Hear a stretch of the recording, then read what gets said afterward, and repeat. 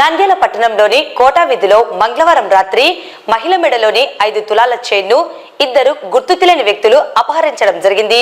Nandyal 1 town police station పరిధిలోని quota వీధిలో bike పై వచ్చిన ఇద్దరు గుర్తు తెలియని వ్యక్తులు ఆదిలక్ష్మి అనే మహిళ మెడలోని 5 తులాల బంగారు చైన్ను అపహరించుకొని పరారయ్యారు.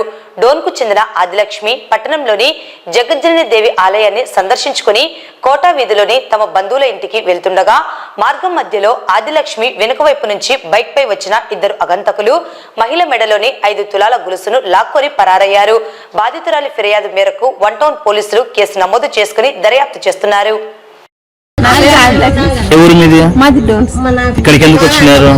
గుడికి పూజకు వచ్చినాను. పూజ చేసుకొని ఇంటికి మా అత్త వాళ్ళ ఇంటికి వస్తున్నాను. ఇక్కడ ఇక్కడ చైన్ తీసేసిన. అంటే బైక్ మీద వచ్చి తీసుకుని వెళ్ళారా? ఎంతమంది ఉన్నారు?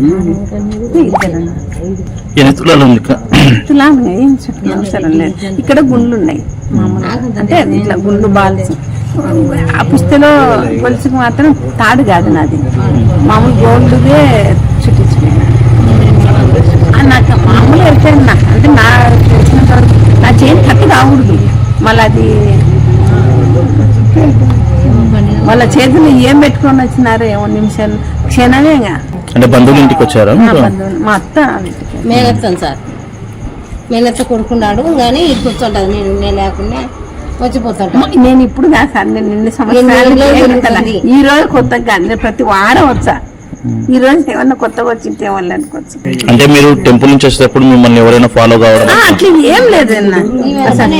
ఇట్లా వచ్చినారు చూడు, ఇట్లా వచ్చినారు, ఇట్లా రాలే వాళ్ళు మాకు ఆపోజిట్ వచ్చినారు. నా పేరు చైతన్య. ఇక్కడ సత్యనారాయణ స్వామి ఇక్కడ వీధి లైట్లు లేవు ఫస్ట్ దానికి. ఆ బంగారు చైన్ అనేది అబ్బాయి ఫాస్ట్ వచ్చేసారు, చాలా బక్క ఉన్నారు.